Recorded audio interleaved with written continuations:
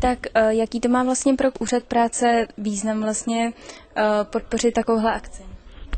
No, každá akce, která podporuje povědomí o potřebách trhu práce a každá akce, která nějakým způsobem prezentuje místní zaměstnavatele, je důležitá. Takže pro nás je důležité to, že vzrůstá povědomost o tom, které obory na trhu práce jsou potřeba a které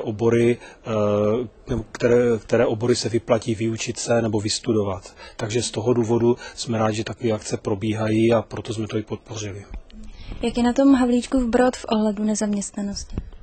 No zatím ještě dobře jsme, co se míry nezaměstnanosti týče, tak jsme někde kolem 4,3%, což je asi nějakých 2300 lidí, takže stále ještě se neprojevil ten vliv uzavření světelských skláren, ale postupem doby předpokládáme, že ta nezaměstnanost vzroste docela výrazně.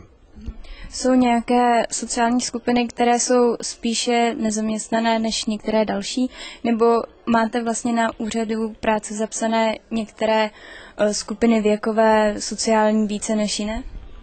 No, to bychom museli rozdělit. Jednak, když bychom se na to podívali, ty skupiny, které jsou i zákonem o zaměstnanosti definované jako rizikové, tak samozřejmě ty jsou znevýhodněné na trhu práce všude. To znamená, to jsou třeba občané nad 50 roků, jsou to ženy s malými dětmi, jsou to potom uchazeči o zaměstnání, kteří jsou v evidenci dlouhou dobu. A potom jsou skupiny, které jsou nějakým způsobem vždycky znevýhodněné s těmi místními podmínkami. To znamená třeba u nás, kde je relativně velká poptávka po strojírenských profesích, tak samozřejmě někdo, kdo tuto profesi takovou nemá, která je poptávaná tady na Vysočině, tak pochopitelně tím je znevýhodněn. Ale to je zase záležitost, která i tady byla prezentovaná, to znamená, existují rekvalifikace, existují programy, kde kdo má zájem a nemusí to být jenom uchazeč o zaměstnání, tak může tu kvalifikaci změnit a úřad práce mu v tom pomůže tím, že ten rekvalifikační kurz mu zaplatí.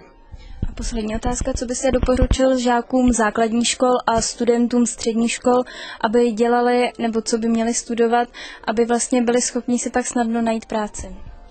No, rozhodně bych jim doporučil, aby velmi obezřetně se dívali na trh práce a sami pro sebe si vyhodnotili obory, které jsou nejvíc poptávané a podívali se i třeba do minulosti, několik let zpátky, jak se ten trh práce vyvíjí. A pokud třeba se na to necítí, že by si takto mohli sami poradit, tak od toho jsou třeba na úřadu práce poradci, kteří jim v tom pomůžou a poskytnou jim informace, aby si získali nějaký komplexnější pohled a podle toho se zodpovědně rozhodnuli.